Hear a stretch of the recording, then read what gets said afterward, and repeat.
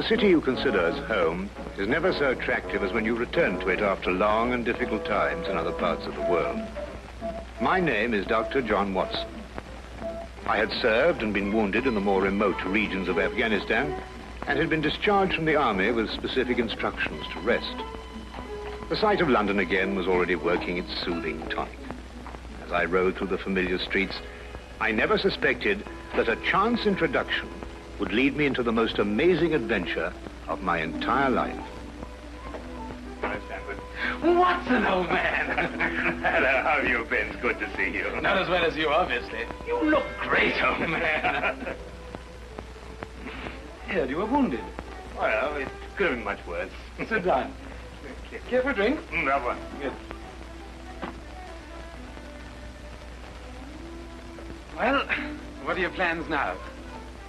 Got nothing really at the moment. I'm looking for lodgings. Trying to solve the old problem of comfortable quarters at a reasonable price. That's odd.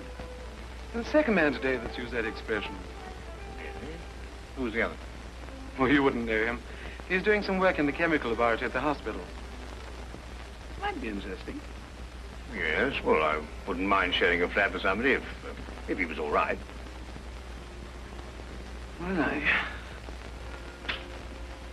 Anything wrong? Oh, no. He's rather strange. Well, what's wrong with him? Oh, nothing wrong with Holmes. That's his name, Sherlock Holmes. Well, when I saw him this morning, he was doing some research with a corpse. Oh, what was he doing? He was beating it with a stick.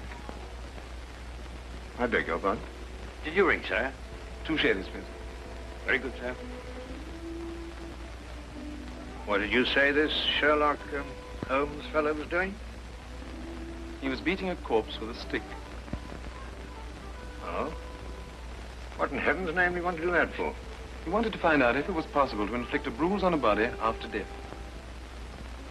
Why? You know? Did you ask him? That's another strange thing about this Holmes. Somehow, one never thinks to question him. No.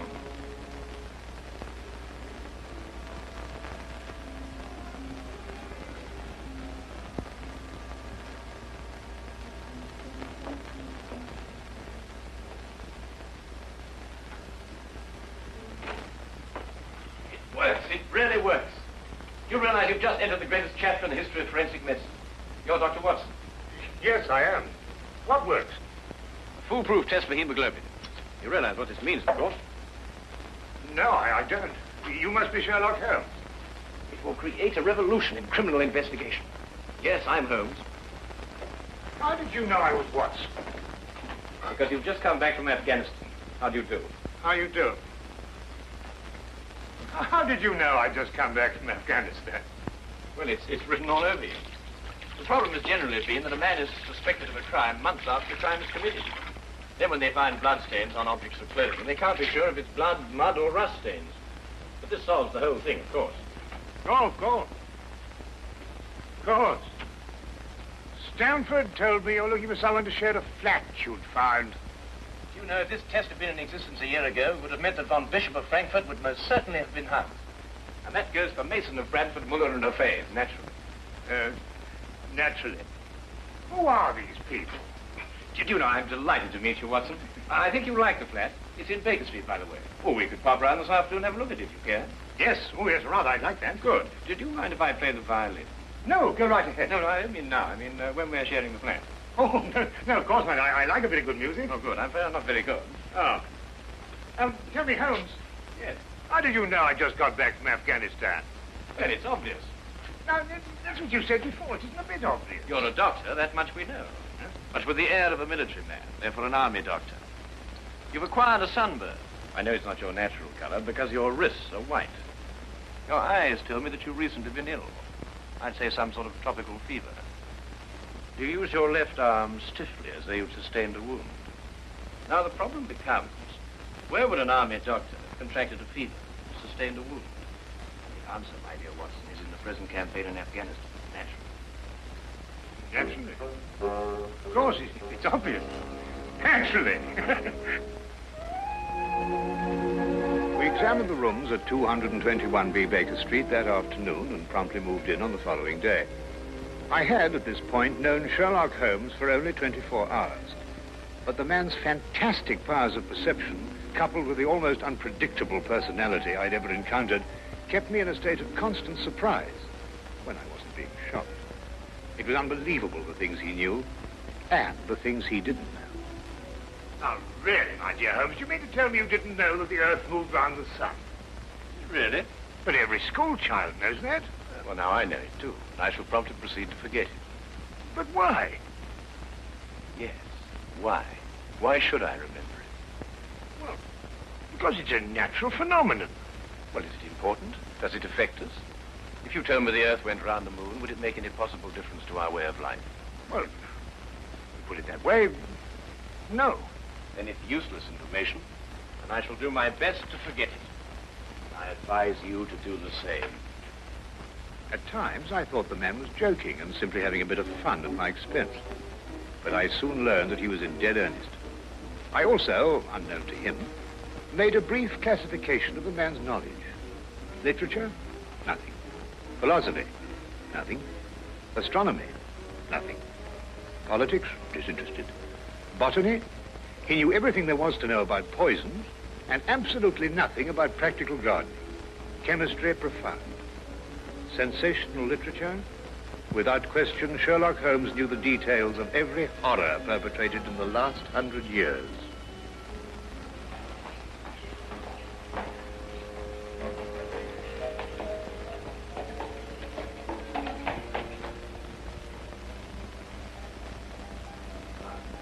I believe we have a visitor. Really? Who's coming here? I believe so. I would also say he's a retired sergeant of Marines. Oh, you know the man? I've never clapped eyes on him before in my life. Well, in that case, that's one of the wildest statements I ever heard. How can you possibly guess he's a retired sergeant of Marines? You've never seen him. A guess, my dear Watson. A calculated deduction.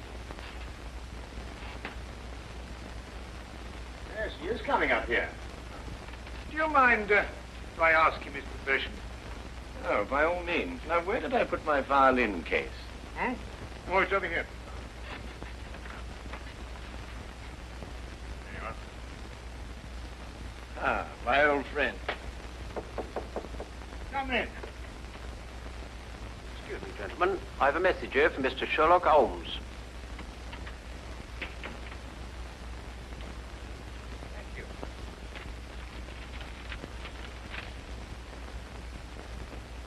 Excuse me. Sir? You mind telling me your occupation? Not at all, sir. I'm a civil servant employed by the police department. Thank you. I just wondered. Not at all, sir. How long have you been with the police department? Just a year, sir. Before that, I was a sergeant in the Marines. Good day, gentlemen. How did you know? An interesting letter, Watson. A very interesting letter. Perhaps you'd like to come with me. Where? To catch a murderer, of course.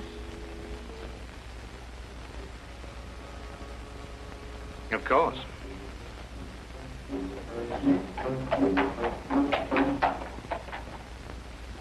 How did you know that that man was an ex-sergeant of Marines? Who? A messenger from the police. Oh, yes, the retired sergeant of Marines. That's what I said. Well, there's nothing mysterious about such observations, my dear Watson, but unfortunately, when explained, they lose their romantic order of mystery. My decision was based on observation and logical deduction. The man had a large anchor tattooed on the back of his hand. This was visible from our window. I admit I didn't notice it at the time, but since you mention it, I think there was an anchor. Oh, there was indeed. He also wore regulation sideburns and had a slight nautical roll. Thus, I judged him a Marine. Oh, guess, I grant you, but only a refinement of guesses one makes every day. Don't be so disgruntled, Watson. Test your own powers of observation. We are entering the perfect situation. Oh, what are we entering? A house that holds a murdered man.